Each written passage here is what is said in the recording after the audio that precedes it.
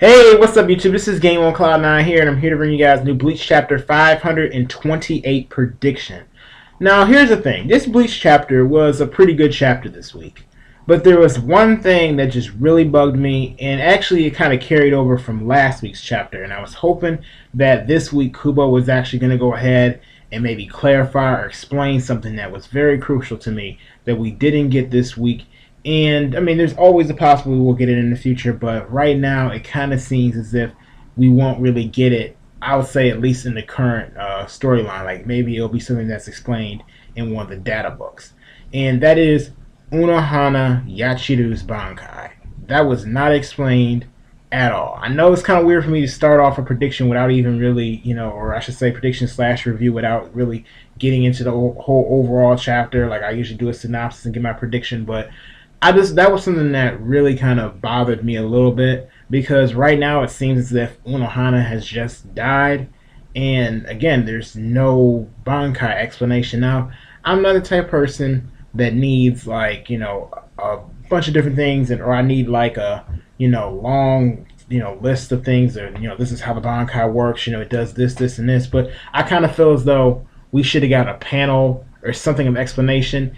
And usually I'm really weird about like saying, like, oh, this took away from the chapter, or this wasn't explained at all, because sometimes I always think, okay, maybe I'm just missing something. Maybe there's just something I'm not seeing. I mean, I'm not trying to be one of those fans that because I don't understand something, I'm trying to say it's the writer's fault. But when I look at the previous chapter of Bleach 526 and I look it over again, if Kubo was explaining the Bankai or showing when he was showing off when Unohana did her Bankai, and if it was, like I guess you could say straightforward, it was kind of hard to understand, or it kind of conflicted with the metaphors he was trying to show with Kenpachi.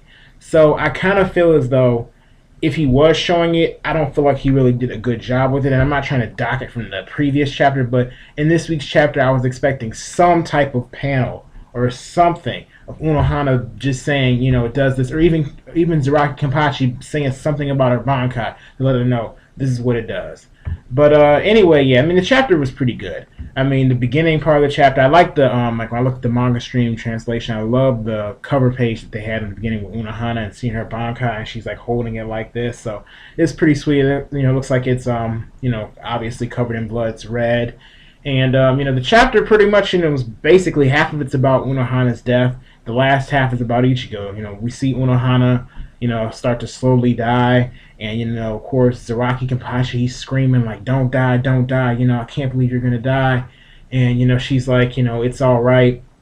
And this is the first time I guess she's ever, or this is the only time she's ever officially passed on the title of Kenpachi, and she's basically passing on him. And she also notes a couple of things like, yeah, he's gonna, after this, a lot of battles are gonna be trivial to him, weak or boring, but and he's got, at the end of the day, he's still got his friends, and overall, he did basically unlock, or now he'll finally be able to communicate with his partner, and we all know who exactly that is. And that obviously is Zaraki Kenpachi's Zanpakuto. So, I mean, it was pretty cool that, we actually saw Unohana finally, well, not going to say finally, because, I mean, she just now really is getting screen time, but, she's obviously now she's dying off. I don't think she's going to make it through this because, there's no, real foreshadow or anything, like, letting us know, like, hey, Unohana's going to live to see past this. So it seems like, this is the end for her. She's fallen towards the ground. She's pretty much, has no regrets, and, she's glad she finally passed on her title. And right after that, we hear Kenpachi Zaraki Zanpakuto screaming out for him, yelling, "Kenpachi, Kenpachi, Zaraki Kenpachi, I've been trying to talk to you. You finally hear me." And then, we hear, Zaraki answer him and say, "What? Who's there?" And, come out. And then, he's just like, "I am." And we see the sword, and, of course, Zaraki at the end of the chapter, well, not the end of the chapter, but at the end of his part of the chapter. So that obviously is Zaraki Kenpachi's Zanpakuto. So I'm pretty sure we all guessed that. And I thought when I saw that, I thought that we were actually going to see the Zanpakuto walk out on the next page, and he was going to cut it right there and then go to Ichigo's part.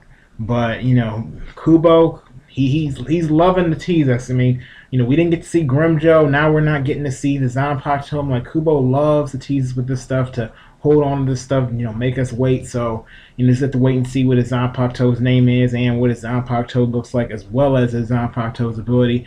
But now I'm kind of starting to understand the killing arts a little bit more. I'm kind of thinking, okay, the killing arts, basically, because we saw throughout the whole fight with Unohana and Zaraki that she was killing him over and over again. So I'm thinking that's pretty much the killing arcs. And she was, of course, unlocking his potential so that he probably could achieve not only, his full strength, but be able to wield the power of his Zanpakuto. I think that's what they really were going for, because with her last words basically saying now you'll be able to communicate with your partner, that kind of let me know, all right, that's what she wanted him to do, to be able to learn the name of his Zanpakuto so that he could increase his own strength that way. So finally, that at least that's happened. I know we all wanted to see, whether or not Zaraki Kenpachi will learn Bankai. Not sure. I think right now, obviously Shikai, he already hasn't constant release Shikai, but he'll probably, obviously learn the ability of his constant release Shikai. But Bankai, that may be a bit of a stretch, so I'm not too sure if he's going to learn that, unless he goes and trains with, like, Yoruichi or Urahara and does that little thing that Ichigo and Renji did.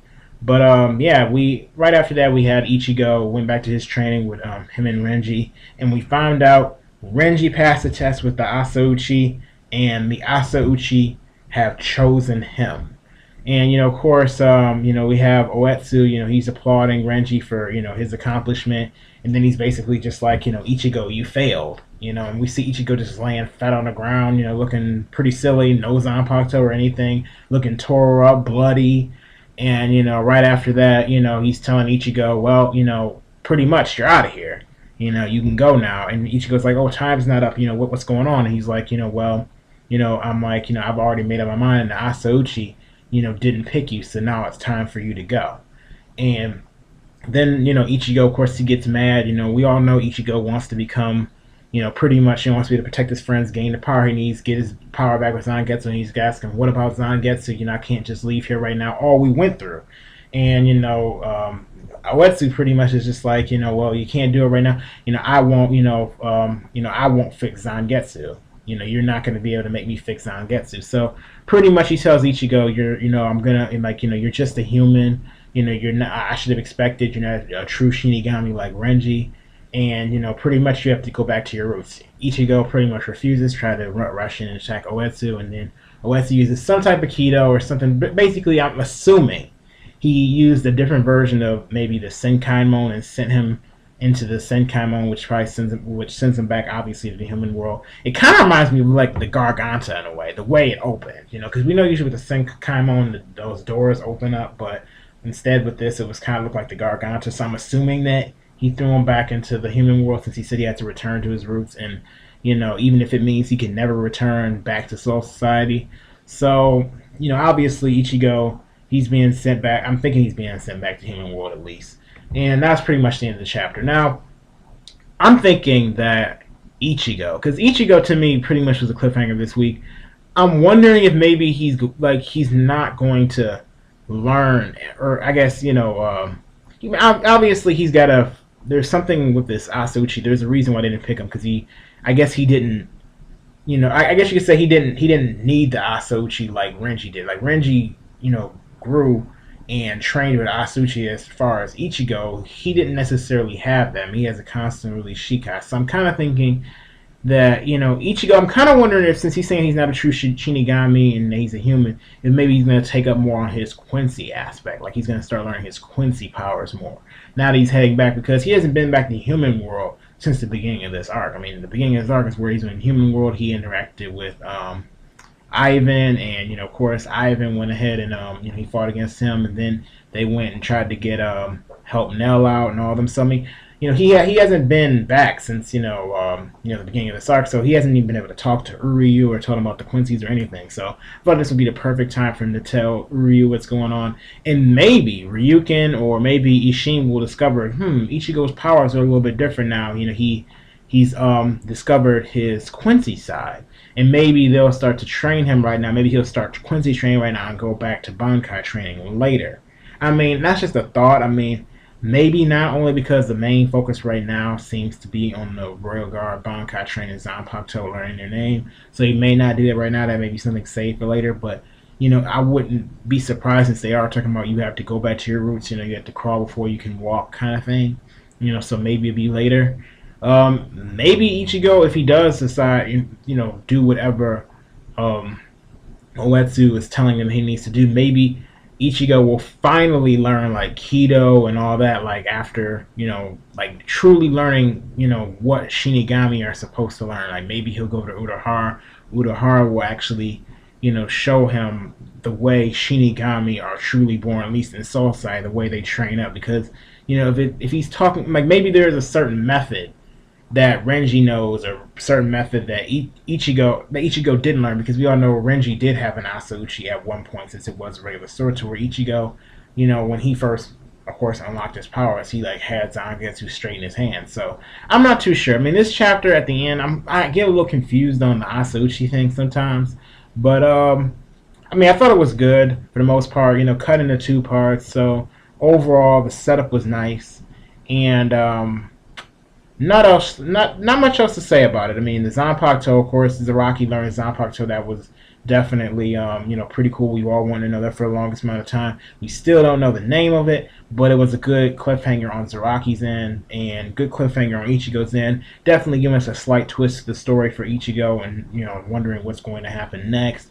So now the story feels like it's moving on a little bit, further, which, I like, when the story is, progressing somewhat. We're not just staying on the same spot for too long. But anyway, that's pretty much my thoughts on this week's Bleach chapter. Please let me know what you think about it, what you think is going to happen next week. So if you enjoyed this week's Bleach chapter as well as my review, please put a thumbs up. And if you didn't, you can put a thumbs down if you want to. The choice is yours. Also, don't forget to go ahead and subscribe to my channel if you enjoy my content and you would like to see more of it. Anyway, thank you for watching, and